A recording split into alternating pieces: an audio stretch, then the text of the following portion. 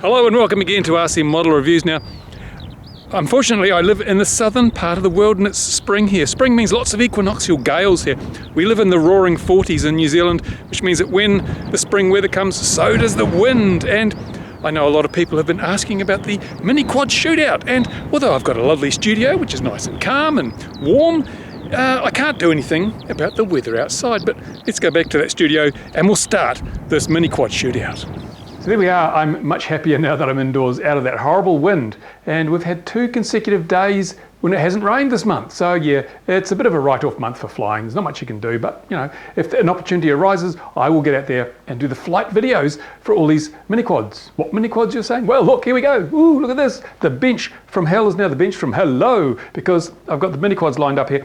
It's hard to believe that just a few months ago I didn't have a mini quad. Now they're coming out my ears. Look, see, it's incredible because they're so much fun. And what I'm going to try and do in this 2-part shootout is help you pick the best mini quad for you. I'm not going to tell you which is the best mini quad because it depends what you're looking for. It depends how much money you've got, your flying style, how important various aspects are to you. So what I'm going to do, I'm going to go over to the whiteboard in a minute. We're going to itemize the various factors which affect how you might see a mini quad. You know, some people are going to think, well, price is the most important factor. Others are going to say, well, it's how it flies that's important, or you know, how tough it is, you know, because I'm a crap flyer and I keep hitting brick walls. All these things, we're going to weigh them up and put little scores against them, or yeses and nos, and then hopefully that grid, that matrix of features versus product will let you choose or give you some indication as to what might be the best mini quad for you, because as you can see, there are quite a few of them out there now, and that's not all of them actually. There are quite a few out there, and they're all different and in so many ways. But ultimately, the bottom line is though that, and I have to tell you now right from the start, they're all good. The mini quad you have is the best mini quad because you can't fly one you don't have, and they're so much fun to fly. There you go, bottom line. But let's have a look and see which one might be better for you. I think it's time to go over to the whiteboard and have a look. Right, let's start taking a look at some of the critical aspects of these multi-rotors. I've got the Blackout, I've got the QAV250, I've got the ZMR250, the MXP, and the MXP Elite, the carbon fiber version. So let's have a look. I put the various, I might have to step out of the way here. I hope we can see this.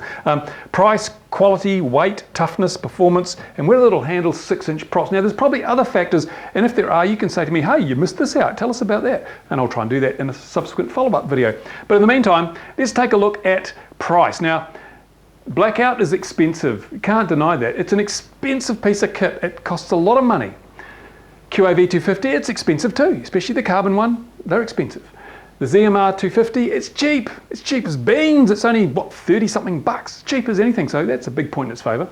The MXP, that's expensive, but I've used a small E because the fiberglass version isn't that expensive. Perhaps I should have used a small E for the QAV because they do have a fiberglass version of that as well, so they're not quite as expensive. I forget the price, 130 bucks or something. Of course, the Elite version is expensive because it's carbon. There you go. So that's your pricing information. Now quality. Let's have a look at the quality. In the case of the Blackout, I give it a 9 out of 10 because it just fell together. It really did, and the power distribution board meant that it was easy to build, a very quick build, and it was so much fun to put together the Blackout. Now the first one they sent me was half built. The second one with the 6-inch arms I built from the bits and pieces, so I got a good idea of how well that went together. The QAV, I'll give that a 9 as well. That is a really nice piece of kit. I mean, that fiberglass mainframe is just so beautifully done. There's no ragged edges, and all the bits, the finish on the glass isn't gloss, it's kind of a satin finish, which I actually quite like. It looks really nice. So, and the bits all seem to go together quite well. So yeah, I think, you know, quality, it's got to be up there with the Blackout. The ZMR250, well, it's a bit of a gamble, to be honest. I've had several now. I've put, I think, 4 of them together for various people. And the best of them was probably an 7.5 in terms of quality. The worst was probably a 4. So I've averaged it out, give it a 5, because there were some pretty bad ones. 5, okay, you know, that's still, in terms of value, considering the price, it's probably not too bad. We've got the MXP230. Now this is just the best, easiest possible multi-rotor mini quad to put together, because everything really does fall together. I mean, you could put the bits in a bag, shake them, and they'd come out and it would be done. It's the quickest build of all of these mini quads. I don't know about the QAV because I didn't build that one, but it's the quickest build of all the ones I built, and it was the most pleasurable because I wasn't filing and I wasn't going, oh damn, you know, it was just a pleasure to put together. Both the standard glass one and the carbon fiber one. They were both really, really fun to put together. And trust me, that MXP230, with all the learners and beginners that have been flying it, it has stood the test of punishment, which brings us to another category later on called toughness. But weight, okay, let's look at the weight. Now, I should have weighed all these things, but I got different motors and I got different speed controllers and different flight controllers, and so this is a little bit subjective. But the Blackout is a light frame. It's quite a light frame. Now, my one is getting a bit porky because I've put all bits and pieces in there, and there's glue, and there's because to hold bits and pieces down, I really bodged it up. So it's getting a bit porky, but it's still a fairly light frame. Now, the QAV is a medium to light frame. It's not doesn't feel as light as the Blackout. I don't know why. Maybe it's because the QAV has got a slightly bigger receiver. Maybe because when they built it, they didn't cut the wires to length, they're coiled up. So there's a bit of extra weight builds up there. Some people have said that their QAVs have worked out quite heavy. Others have said they're not. But the one I have here, compared to the others, is probably in the medium light category. It's certainly acceptable, but I do notice it in the punch outs. It doesn't quite have the same get up and go as the Blackout, all things considered. So it's a function of weight and power. And considering that the QAV has 2206 motors versus 1806 for the Blackout, well, it must be down to weight or something. Who knows? The ZMR, it's a light frame. I have to say, it is a light frame. It's like the Blackout. It's nice and light. It doesn't have a power distribution board, so I'm not sure how that affects things, because you've got to use wire where otherwise you'd just use a circuit board. Probably balances out. But yeah, it's a light frame. And it's probably too light in some respects because those arms are a bit weak, as we've already seen. Now, and also because it's a bit flexy. Okay, the MXP230, that's a medium light frame. The glass fiber one is medium light. I thought it would be heavier than it was, but it came out not too bad, even though there's 6-inch thick fiberglass arms. They're routed out quite extensively, which reduces the overall weight. So yeah, it's in the medium light, the same category as the QAV. The MXP230 Elite, that's a whole different kettle of fish. That is the lightest frame by far. However, I did express my reservations in terms of flex, because it does flex, and I'll be interested to see how that affects the handling. Now we go to toughness, and this is an important one if you're learning to fly mini quads, or if you just want to have fun with them. You don't want a mini quad that acts like it's made of glass. Well, other than fiberglass, of course.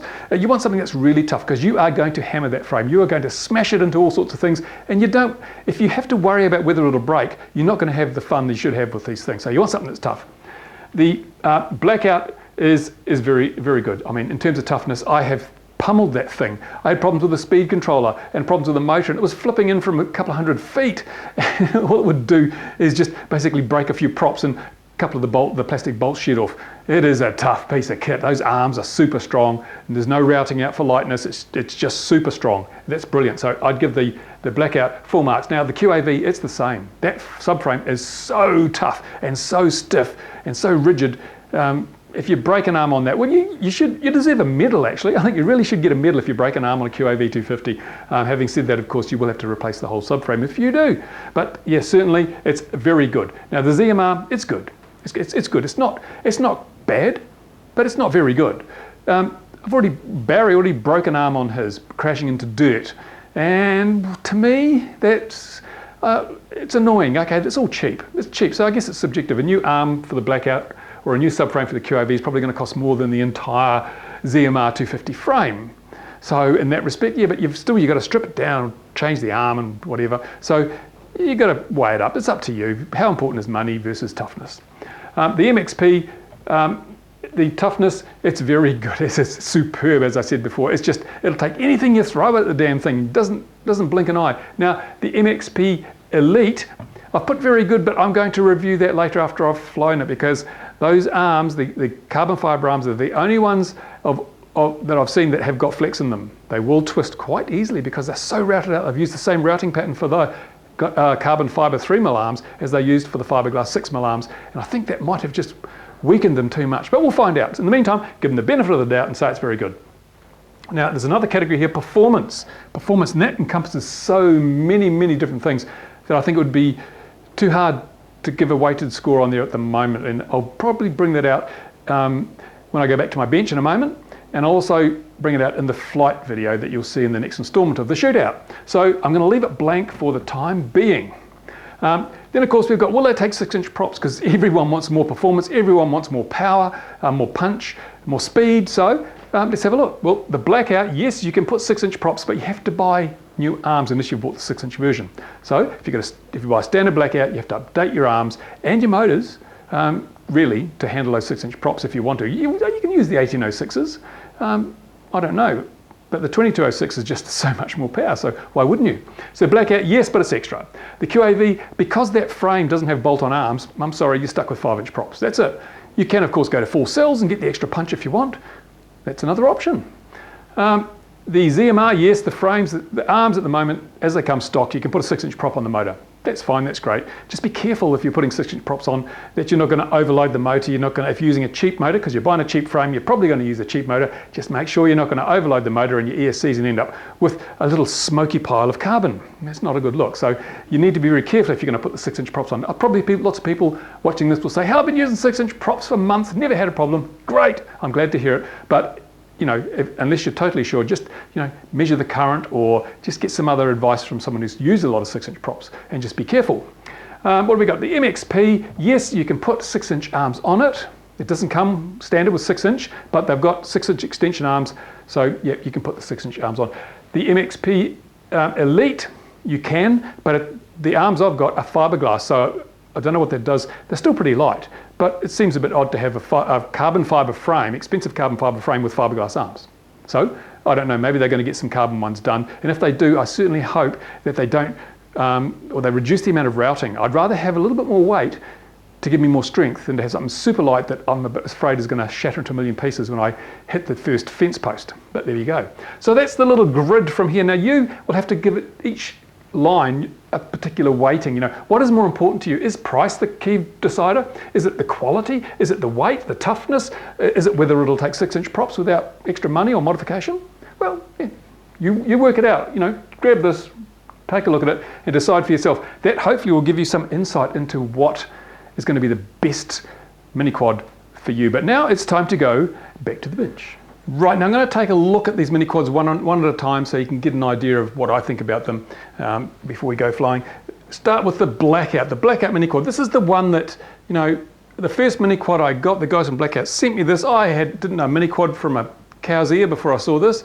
Put it together, I thought, why have they given me all the props? What's going on there? And soon found out. But I've had such a ball with this mini quad. This one's actually getting a bit porky. It's quite heavy now with the battery on it, but they just fly so damn well. And these are very, as I said on the whiteboard, they're very, very tough. And that's quite important. They're very maneuverable. They are expensive, if you've got to have money to buy one of these, but they go together well. It's just, oh, I like them. Yeah, it's certainly one of my favorites, if not my favorite mini quad out of the whole bunch.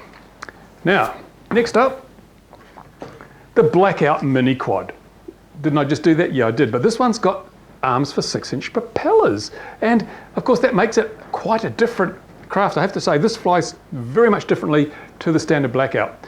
One of the reasons it flies differently is that the prop disc areas are increased by nearly 50%. So whereas the little Blackout, the standard Blackout, is easy to fly, it's maneuverable. This actually takes a little bit more skill to fly, because when you want to go under a tree branch, you can't just cut the throttle back a bit because it keeps floating, just floats on. So it requires a different set of sport. You have to relearn flying a little bit to be as aggressively maneuverable as the little one, the 5-inch props. But having said that, it's got so much power. This has got the 2206 motors, the Blackout, which are a version of the, I think the Tiger motors, 2206 motors. It has got power to burn, man. You punch this thing and it's just incredible how much power you get. I've got the accelerometers. I've got the nose board with full telemetry on here. So I've got the accelerometers. I'm going to hook up the Tyrannus. I'm going to get it to log the number of G's this thing pulls in a punch out. I think it'll be quite impressive, quite interesting to find out. Haven't done it yet. We'll find out when I do the flight test. But there you go. It's faster, of course. And surprisingly, the battery lasts just as long, if not a little longer. If you're just puttering around, the battery lasts longer. The bigger props are more efficient. And if you're really hammering it, even though you get that extra performance, the battery still seems to last about the same length of time. So yeah, this would be a brilliant second mini quad with the 6-inch arms. Of course, you can buy the standard Blackout and then buy the 6-inch arms later. So if you start with the Blackout, you can go to this one, you've got a few more hours under your belt and you're feeling a bit more adventurous, new motors, new props, new arms. Hey, you've got yourself one of these. Then of course we have the ZMR 250, the Chinese, not a knockoff, because there's no other brand name machine that's just quite like this. It looks similar to the Blackout, but it just looks similar. It's not a Blackout knockoff. I said that in the review. Now, I have flown this one quite extensively, and you know, I have to say it flies pretty well. It doesn't even have any bad vices. It just doesn't have the punch that the Blackout has, although it's the same weight. Maybe that's because, and let's be fair, I'm using the RC Timer motors here, the 1806 RC Timer motors. I'm doing a motor review as well, sort of a shootout of mini quad motors. These are very cheap, $10. But you get what you pay for, okay? I mean, they're fine. If you're learning to fly, you want to get a mini quad, you don't want to spend a lot of money, you just want to learn to fly them and have some fun before you perhaps get your credit card out and, you know, spend your inheritance, then this, I have to admit, this is a good place to start. Not as tough as the Blackout, nowhere near as tough as the Blackout. You've already seen a video where the arm broke, and you're gonna have to get spare arms if you're gonna throw it around really heavily. But apart from that, you know, it's not as quick a build, the bits are not as nicely made. I've had varying levels of quality from not too bad to really crap, because I bought several of these for various people. So I'd say, yeah, I mean, for the price, you can't say no, can you? Even if you've got a Blackout, buy one of these as well, because it's the thing you can take anywhere. You don't care if you smash it up, because even though it's hard to smash them up, you know, because it's cheap. Next on the list, of course, is the well-known QAV250. Now, this is the carbon version, the QAV250. This is interesting. It's got different geometry to the Blackout and the ZMR250. Look at the videos. It's no good me putting videos up of this thing flying, because you really need to see how it can be flown. I should say this about all the frames. My flying skill comes nowhere near close to realizing the full potential of any of these frames. I'm a nana. I fly like a nana. I have a lot of fun, and I crash a lot, which is great. I have a lot of fun. That's all that matters. But if you really want to see how things perform, go and have a look at the videos. I'll link them in the description of this video. People flying these things who can really throw them around, and they perform so damn well. Now, my observations, this has actually got 2206 motors in it, like the Blackout with the 6-inch props, but it's only running 5-inch props, a standard frame, 5-inch props.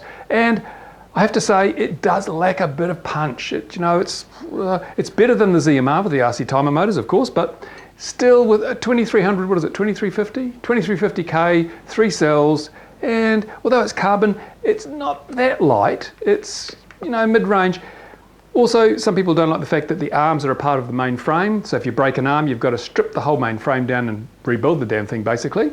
It's a bit of a point against it, but I mean, to be honest, if you're breaking the arms on this, you're doing pretty damn well, because it's 6mm carbon and they are so stiff. I think that's what contributes to their really good handling, is the fact that this is the stiffest of all the frames that I've seen. This one, there is just no flex in this frame. So if you want something that's going to be rigid, super solid, that will put up with the, you know, wild kind of aerobatics and so forth you want to do, then probably the QAV250 is really worth consideration, because it just is. It's so damn rigid and strong. It's brilliant in that respect. It's what I was going to say. Came with a CC3D. Get FPV sent me this one with the CC3D flight controller, and I persevered with it for quite some time, and I tried all different people's PIDs and pissed around, and having started with the Naze 32, which is in all the other machines, when I flew this with the CC3D, it was just sort of like, it was like driving on ice. It just didn't feel locked in, it didn't groove it. For example, when I push it into really fast forward flight, it would yaw to the right. Why? I don't know. No amount of tuning would change that. And you know, sometimes it just would get really wobbly at speed, and I'm thinking, oh, is it the frame? Put a Naze 32 in it, solid as a rock. So, yep. Much as I like the frame, personally, I would stick with the Naze 32 in this rather than the CC3D. And it may be that I'm just real useless at tuning the CC3D, because when you look at the videos of people flying these with the CC3D, they fly a whole lot better than I do. So yeah, all I can say, in my experience, the Naze 32 works much better in this frame than the CC3D does. But that's a choice for you to make. Now we have the MXP230, and this is another incredibly stiff machine, mainly because of those, what are they? I don't know, 6mm arms, fiberglass arms. This is the fiberglass version. This is a stiff, this is a rugged, it's a bit porky, but it's not as bad as you might think for a fiberglass version. And it flies really well. Everyone that's, as I said in another video, everyone that's tried this loves it, because it just flies so damn nicely. And it's also pretty tough as well. It's got a few other benefits perhaps. The camera, maybe a benefit, maybe a downside. You need to have a camera that comes in a plastic case or a metal case on the front of this, because there's no facility for mounting a board camera on this. All the other mini quads have got a little carbon fiber or fiberglass little frame that you mount your board camera in, and that screws into the frame. It doesn't work on this one. It just has a couple of grooves in the bottom, so you have to actually use a camera that has a mounting bracket and a case. And if you've got one of those cameras, that's great. If you don't, you have to buy one. So something to consider. But having said that, because the camera is on a little frame and a tilt bracket, you can angle the camera to suit your flying style. If you do a lot of racing full bore, you can angle that camera up. So you can still see the horizon when you're going really fast. So for racing, that's brilliant. If you just like doing flips in proximity, then keep the camera level and you'll be much better when you're hovering and you're moving more slowly. That's a little bit of flexibility that works out really, really well. I'm quite impressed. Now, there is the, carbon fiber version of this, the Elite version, I think they call it. And I have to admit, I haven't quite finished putting that together yet. It is around here somewhere. What did I do with it? Oh, here it is. Here we go. Now I'm building that to exactly the same spec as this. Same motors, same flight controller. That's the MXP230 Micro or Mini. Same ESCs, and it's just going to be exactly the same. Already I can feel it's going to be a hell of a lot lighter. But having said that, let me just put this array around here. Having said that, I noticed that the arms have been quite significantly routed out and it's made them very light, but they twist. I'm a little bit concerned about the strength of these arms, to be honest. And they've lost the rigidity. I mean, this frame now is quite bendy because those arms are so flexible. How's that going to affect the handling, the performance? I don't know. I'll let you know when I've flown it. Hopefully, by the time the flight reviews, I get the flight footage up, you'll be able to see, or I'll be able to tell you if that makes any real difference. One other issue that I think is quite important is where do you put the battery on these things? Now on my Blackout, I've stuck the battery on the top because one of the things I've discovered with mini quads is center of gravity is really important. I've seen a lot of people in forums saying, oh, my mini quad spins out on the corners, you know, I'm coming along and then it just spins around. Why is that? Well, I suspect it's because they're using something like the QAV, and if I can find the battery, Luminaire batteries, they sent me these. Actually, these work really well. I'm quite impressed with those too. Put the battery on the back here, like this. Let me get it so you can see. Put the battery on the back, and the CG actually falls quite a way back. Unless you've got something heavy, your Mobius helps if you put your Mobius on here. But if you have the battery at the back here where it's designed to go, these are tail heavy. I think that might explain to some degree why mine was so squirrely and kept wanting to yaw without, you know, without any good reason. Maybe the CG was too far back. I don't know. But you want to balance it so the CG is in the midpoint of the frame. And if you get a tail heavy CG, it will spin out on the corners. The flight controller will try and stop it, but there's only so much control the controller can exert, especially in terms of yaw, because it's just using motor torque to do the yawing. So yaw on a quadcopter, it's not that powerful a control. So if you're going around a corner and centrifugal forces pushing the back of your quadcopter out, there's only so much the flight controller can do to stabilize it. So I may fly the QAV again with a battery on the top and see how that goes. But I mean, it leaves all this area at the back here with nothing on it. Seems a bit of a waste really, doesn't it? So we'll see what happens. I will have a look. All my other quads, except of course the MXP. With the MXP, I used the little video transmitter in here, hopefully you can see that, and I was able to slide a battery right in up to here on the subframe below, which meant I got a good balance. The balance was just fine with the battery in there because the battery is pretty much sitting on the center of gravity. That's really good. I like that. And I did that because I moved the flight controller forward. I've done the same in the Elite version. We'll see how that works out. I will let you know. But there you go. Now, which is my favorite one to fly? Well, I'm going to be quite honest, all of them.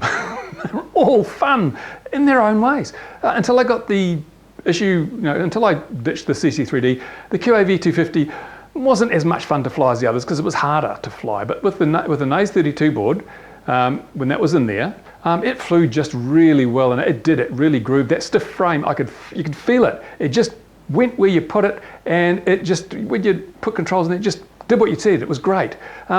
The other frame, the ZMR is probably that's probably one of the least stiff frames. If you hold the ZMR, you can feel some twist in there. It didn't really seem to affect the flight handling too much, but you could tell it wasn't as rigid as the QAV. That's just subjective. That's just how it felt when I was flying it. The Blackout, well, that's where I started. That's my benchmark. That's stiff as hell. Not as stiff as a QAV, because I don't think anything with bolt-on arms is going to be quite as stiff. And I've noticed over time, they provide plastic bolts to hold the spaces in, and those plastic bolts stretch, and you have to keep tightening them up. Otherwise, the two frames below get loose, and it does get wobbly. And mine was I think, what's going on? It doesn't quite handle like it used to. I came along, and all these plastic bolts have stretched and they're loose again. So I tightened them up carefully not to break them, and it came back to being really good again. So something to keep an eye on is with constant use and constant landings on the nose and the props and the upside down, these little bolts actually do stretch, so keep them tight. The ZMR, it just doesn't have quite that same stiffness right from the get-go, even though it doesn't have any nylon bolts. The 6-inch Blackout, well, I really haven't got enough hours on this to know. It does feel really, I say the overwhelming sensation is it's really floaty. And I love that, because if I just want to impress people by punching out and going really fast, this is what I use. And it's just fun for doing that. So they've all got different strengths and weaknesses. You know, it depends on how you feel, what side of the bed you got out on, what you had for breakfast, and you know who you want to impress. Which one of these you would pack and take with you? Which means, oh, I must remember one extra thing. Now this, I've spoken about the QAV250 and you know the ups and downs, but there's one thing that really makes the QAV250 stand out as far as I'm concerned, and it's this. It's this box. Now it's obviously it's not part of the multi-rotor, but it's part of the whole package. And to be honest, being able to put your multi-rotor in this box, clip it up, and then just throw it in the back of the car and go anywhere, that is a huge feature. Now, yeah, you can buy these boxes and make your own, but this comes, it just fits in, it's all perfect. You've got room for your batteries, you've got room for your antenna, you've got room for everything in there, spare props. This, if I had to make a choice for a multi-rotor that I was going to take around the place with me, it would be the QAV50 because of this box. Let me say that.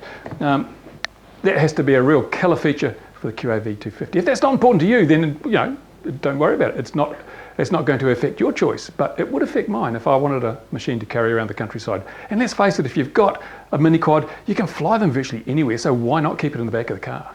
And then when you see a good, I'll go and see what's there, get some aerial footage, have a bit of fun in your lunch hour. It comes in a box. Beautiful.